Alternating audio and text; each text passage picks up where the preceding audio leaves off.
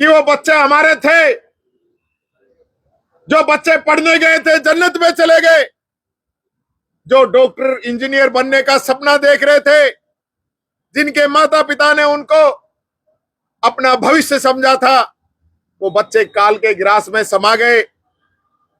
ये हादसा नहीं है, हत्या है, सिस्टम के द्वारा की गई हत्या है, ये मर्डर है। और ये संवेदनहीन सरकार, शिक्षा मंत्री तक वहां स्कूल नहीं गए, मुख्यमंत्री तक उस परिवार के आंसू पोंछने नहीं गए। कि ये सरकार जिस प्रकार से तानाशाही पे उतर के आई है,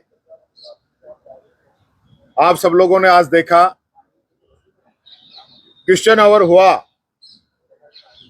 क्वेश्चन आवर के अंदर जब हमने हमारे क्वेश्चंस के जवाब मांगे, चाहे हमारे माननीय सदस्य डूंगरराम जी गैदर के द्वारा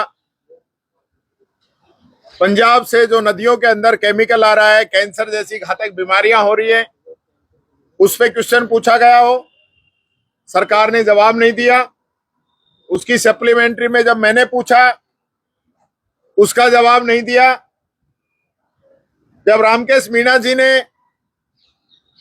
जो सार्वजनिक भूमि है, शमशान है, कब्रिस्तान है, मंदिर की है, झोड़ की है, रास्ते की भूमि है, कुएं की भूमि है, उनमें अगर कहीं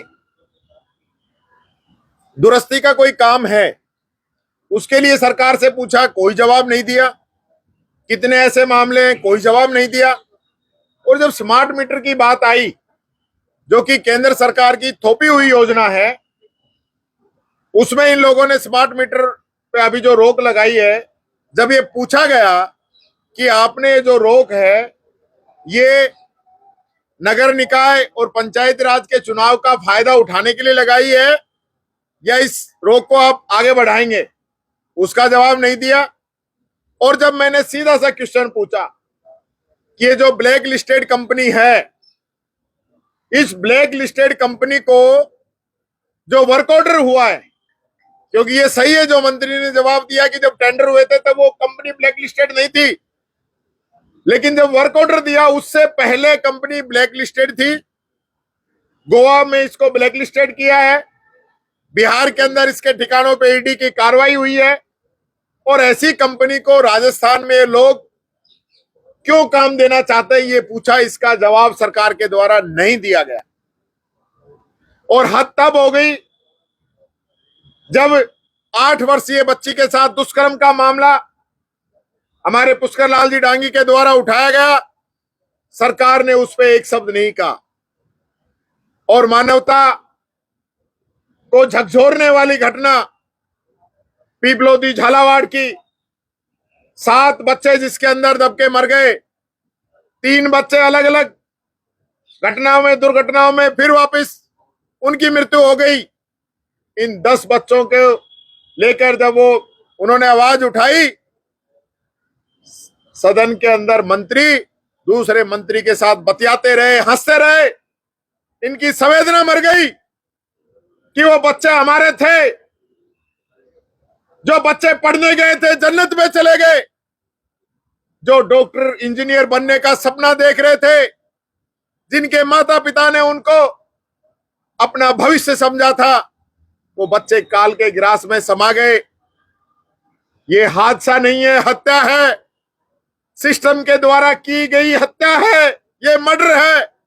और ये संवेदनहीन सरकार, शिक्षा मंत्री तक वहां स्कूल नहीं गए, मुख्यमंत्री तक उस परिवार के आंसू पोंछने नहीं गए, और विधानसभा में उनको श्रद्धांजलि तक नहीं दी गई। इस मामले को लेकर जब हम वेल में आए कि सरकार इस पे जवाब दे कि किस प्रकार से ये घटनाएं घट रही हैं, और एजुकेशन के अंदर बजट लगातार काटा जा रहा है, कालीबाई भील जैसी वीर बालिका को पाठ्यक्रम से हटाया जा रहा है, English medium school Mahatma Gandhi ji के नाम पे हमने जो शुरू किए उनको रोकने का काम किया जा रहा है, और शिक्षा के अंदर भी अब शिक्षावीर भर्ती शुरू करने का काम ये लोग कर रहे हैं। हमारी ये सारी डिमांड थी कि पिछले 1.25 वर्षों में आपने एजुकेशन का बजट घटा दिया, आपकी प्राथमिकता एजुकेशन नहीं रही, उस पे जवाब देने की बजाय सत्ता पक्ष हल्ला करता है, सत्ता पक्ष हमें मारने दौड़ता है, इनके मंत्री हमारी तरफ मारने भागते हैं। ये हालत इन लोगों की है। ये मैंने सुबह भी कहा था कि जिस प्रकार रावण के अंदर घमंड था, अहंकार था, उससे कहीं बड़ा घमंड और अहंकार इन लोगों के हो चुका है। जब इनसे क्वेश्चन पूछते हैं तो 2.25 साल में 1 रुपए का विकास ये लोग नहीं बता सकते। बात करते हैं 5 साल से अधिक काम किया, या विधानसभा की जो परंपराएं हैं, जब हमने बायकॉट किया, बायकॉट करके जैसे ही हम बाहर जाते हैं संसदीय मंत्री पीछे से बोलते हैं। ये गलत है, ये तरीका गलत है। हम सामने रहें, जो बात कहें आप भी बोलिए, हमें भी बोलने का मौका दीजिए, आपको बता देंगे क्या सच्चाई है, क्या हकीकत है, डिबेट करवाइए ना। लेकिन ये जो है ना चोरी चकारी वाला काम, पीछे से धोखाधड़ी वाला काम, कि अब विपक्ष नहीं है, अब बोल लो, रिकॉर्ड पे नोट हो जाएंगे, जनता में कह देंगे हमने ये बोल दिया। नहीं, हिम्मत है सामने बोलिए, तर्कों के साथ चर्चा कीजिए। 8 करोड़ की जनता के भविष्य की हम बात करने के लिए यहाँ इकट्ठे हुए। आप अपने अच्छे काम बताइए, हम आपकी कमियां गिनाएंगे, आप हमारे कमियां गिनाइए, हम हमारे अच्छे काम बताएंगे, तब तो पता चलेगा। लेकिन यहाँ कोई लड़ने के लिए आते हो क्या आप लोगों ने ज्यादा कुछ माल खा लिया क्या जो हमारे ऊपर आप ऐसे चढ़ रहे हो? ये तरीका गलत है इस सरकार का। जब हम बोलते हैं मेरा माइक बंद कर दिया जाता है, और इनके मंत्रियों के माइक ऑन रहते हैं जो नियम विरुद्ध बोलते हैं। जिस मंत्री को जवाब देना चाहिए वो मंत्री जवाब देता नहीं है, दूसरे मंत्री उसका पक्ष लेने के लिए बोलते हैं। मजाक बना दिया विधानसभाओं को। कल मेरे को कह रहे थे कि मार्केट मंडी नहीं है, यहाँ किस प्रकार से बात कर रहे हो, इन लोगों ने सब्जी मंडी से बुरा हाल कर रखा है, मैं ये बेच रहा हूँ, मैं ये बेच रहा हूँ, मैं ये बेच रहा हूँ। मजाक है या? राजस्थान की विधानसभा है, काहे के मंत्री है, काहे का मुख्यमंत्री है? अपने मंत्रियों पर कंट्रोल नहीं है। भले आदमी मुख्यमंत्री जी, जो ये सारे लोग उनका नाजायज फायदा उठा रहे हैं। मैं कहना चाहूंगा, मैंने कल भी कहा था कि जिस प्रकार से लोग शासन प्रशासन में लग रहे हैं, ये मुख्यमंत्री जी को नुकसान करने के लिए लगे हुए हैं। ये नहीं चाहते कि मुख्यमंत्री जो काम कर रहा है वो अच्छे काम उनके आगे आए, ये नहीं चाहते। सब माल सूदने में लगे हुए हैं। कोई भू माफियाओं की बात करता है, कोई बजरी माफियाओं की बात करता है, कोई सूद माफियाओं की बात करता है, कोई शराब माफियाओं की बात करता है, जनता की बात करते ही नहीं है।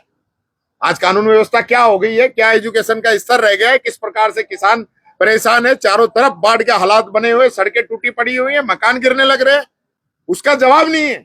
सरकार ने 1 पैसा मंजूर नहीं किया उनके लिए।